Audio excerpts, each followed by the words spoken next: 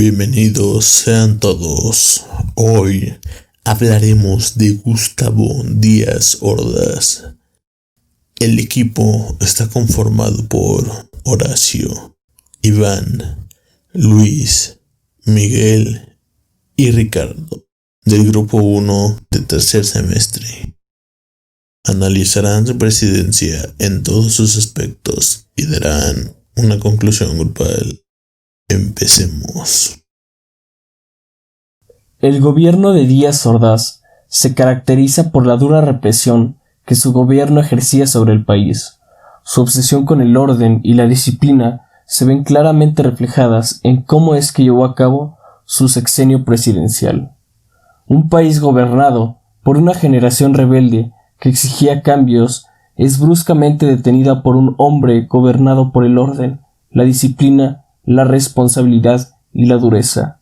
Un hombre duro que se enfrenta a un México rebelde. Díaz Ordaz se encargó meticulosamente del desarrollo y el crecimiento de México. En el ámbito social, Díaz Ordaz logró financiar la primera línea de metro en México, el que es ahora uno de los transportes más usados del país. Se construyeron más de 14,000 kilómetros cuadrados de red de caminos en ciudades y pueblos a lo largo de todo el país. Construyó colonias y viviendas accesibles, escuelas que estuvieran al alcance de muchas personas y hospitales. Se construyó la torre de telecomunicaciones, la presa de la Amistad que se encuentra en Coahuila, y se creó una estación para la comunicación satelital con sede en el Valle de Tulancingo. Por la buena estabilidad económica del país, México fue escogido para ser sede de los Juegos Olímpicos del 68. Primero Díaz Ordaz lo dudaría porque decía que serían muy caros, pero terminó aceptándolo. Entonces se inauguraron los primeros Juegos Olímpicos en el país. También se decretó la mayoría de edad a los 18 años. En el ámbito laboral, se promulgaron prestaciones, salarios, indemnizaciones y despidos a los trabajadores. En la industria petrolera, se creó el Instituto Mexicano del Petrolero y se construyeron 8 refinerías por el país. En el ámbito internacional, fue Díaz Ordaz quien consolidó el proceso de integración centroamericano a través de la creación del Mercado Común Centroamericano, y es en su sexenio cuando se firma el Tratado de No Proliferación Nuclear. La mayoría de nosotros hemos escuchado que la década de los 60 fue la época de la rebeldía mundial en prácticamente todos los rubros de la vida cotidiana. En política surgieron figuras emblemáticas como la del Che Guevara a la cabeza de la Revolución Cubana o Ho Chi Minh, quien pugnó por la unificación de Vietnam. Apareció el movimiento hippie al amparo del mítico Concierto por la Paz y el Amor de Woodstock, Nueva York. El rock como forma de protesta hacia la guerra, los conflictos raciales y la censura. Músicos blancos influenciados por sus padres afroamericanos como Chuck Berry dieron otro giro a la música y enloquecieron a las multitudes. Desataron histeria colectiva y convirtieron himnos, canciones como Love Me Do, I Can Get No Satisfaction. Y también en los 60, la diseñadora Mary Quant popularizó la prenda que conquistó al mundo en sus palabras, que sería la minifalda, que junto al uso de la píldora anticonceptiva, Envoy, marcaron el inicio del movimiento de la liberación sexual. En cuanto a los avances en ciencia, tecnología, salud y cultura, Yuri Gagarin, cosmonauta soviético, realizó el primer vuelo espacial. Veo la Tierra, es tan hermosa, dijo entonces. Neil Armstrong, tripulante de la misión norteamericana Apolo 11, caminó sobre la superficie de la Luna. En Sudáfrica, el Dr. Christian Barnard realizó el primer trasplante de corazón en el mundo. Asimismo, se publicó 100 años de soledad por el escritor Gabriel García Márquez. Ahora, la globalización y el consumismo en México.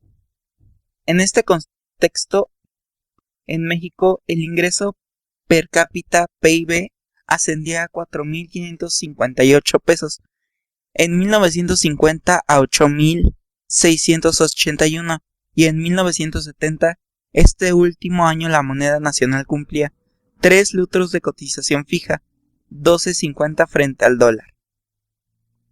La industria se transformó en el sector más dinámico y con mayor crecimiento del país, pero la riqueza estaba concentrada en pocas manos. El llamado milagro de México dependía del exterior. La población urbana era mayoritaria. Los jóvenes soñaban con un mundo mejor y se rebelaban contra la represión y la antidemocracia. Sin embargo, la dictadura perfecta no admitía disidencias, como lo demostró la represión estudiantil del 2 de octubre de 1968. Los años 60 fueron una de las épocas más difíciles para México. Las huelgas y pequeñas revueltas estaban a la orden del día y la represión del gobierno era más fuerte que nunca. Hasta 1964 el jefe de Estado fue Adolfo López Mateos, y fueron 6 años en los que la sociedad resultó muy beneficiada con la creación de múltiples organismos, tales como el ISSSTE, la Comisión Nacional de Libros de Texto Gratuitos. Además, durante su periodo al frente del país, implantó el Plan Educativo de 11 años, modificó la Ley Federal del Trabajo y declaró dominio nacional sobre la plataforma. En 1964 sale del gobierno Adolfo López Mateos y entra Gustavo Díaz Ordaz. La situación social y cultura con Díaz Ordaz no fue muy diferente a la que tuvo López Mateos. La sociedad seguía inquieta, descontenta, con movimientos y protestas por todos lados, con ideología comunista principalmente. El problema en lo anterior es que México había sido elegido como sede para los Juegos Olímpicos que se llevarían en el año 1968 y las protestas contra el sistema seguían a la orden del día. Gustavo Díaz Ordaz Bolaño nació el 12 de marzo de 1911 en la entonces llamada San Andrés Chalchicomula, hoy Ciudad Serrano, en el estado de Puebla, hijo de Ramón Díaz Ordaz Redonet y Sabina Bolaños Camacho. Su familia tenía una larga trayectoria en la política mexicana cuando él nació, incluso estaba emparejado lejanamente con el dictador Porfirio Díaz. Esta situación generó que su padre ocupara importantes cargos durante el tiempo de Porfiriato. Sin embargo, la situación de esta familia se descompone económicamente, perdiendo muchas propiedades, justamente cuando cae Porfirio Díaz. En Puebla ingresó al Colegio del Estado, de donde egresó a los 26 años, habiendo obtenido el título de abogado. Desempeñó varios cargos públicos en su división administrativa natal, en los que estuvo en el presidente de la Junta Federal de Conciliación y Arbitraje y magistrado del Supremo Tribunal de Justicia del Estado de Puebla. Estos cargos llamarían la atención del entonces gobernador y cacique poblano Maximino Ávila Camacho, quien a partir de entonces lo impulsaría en su carrera política. Por nombramiento de Ávila Camacho, llegaría primero a la vicerrectoría de la Universidad de Puebla y luego a ser secretario general de gobierno en la administración del gobierno Gonzalo Bautista Castillo. En 1943 fue postulado y electo diputado federal en la representación del Distrito 1 de Puebla, y al terminar este cargo, en 1946, pasó a ser senador por su estado en el periodo comprendido entre ese año y el año de 1952. El 1 de diciembre de 1952, Adolfo Ruiz Cortines lo nombró director general jurídico de la Secretaría de Gobernación y algunos meses después pasó a ocupar la oficialía mayor de la misma dependencia. El 1 de diciembre de 1958 asumió la presidencia de México Adolfo López Mateos y desde ese día lo nombraron titular de la Secretaría de Gobernación. Ocupó dicho cargo hasta que por instrucciones del mismo López Mateos fue postulado candidato del PRI a la presidencia de México el 15 de noviembre de 1963. El año 1968 estaba destinado a ser el de la gran presentación de México como el país del progreso. Después de ganar la batalla Buenos Aires, Detroit y Lyon, las Olimpiadas iban a celebrarse por fin en la capital mexicana, y que su candidatura fuera la elegida suponía un gran reto. Por primera vez en la historia, una ciudad latinoamericana sería la encargada de organizar el acontecimiento deportivo más importante del mundo. Sin embargo, 10 días antes de la gran inauguración de los Juegos Olímpicos, una masacre tiñó de tragedia las calles de la capital. Los hechos ocurridos en la Plaza de las Tres Culturas, o de Tlatelolco, hicieron que el año que debía haber sido el de la consagración de un país acabara siendo recordado como el de la matanza de Tlatelolco, el lugar donde la historia de México cambió la tarde del 2 de octubre de 1968. Las 4 esquinas de la Plaza de las Tres Culturas estaban ocupadas por soldados que vigilaban el mitin del movimiento estudiantil que se estaba celebrando aquella tarde. Todo transcurría con normalidad hasta que poco después de las 6 comenzaron los disparos contra los estudiantes.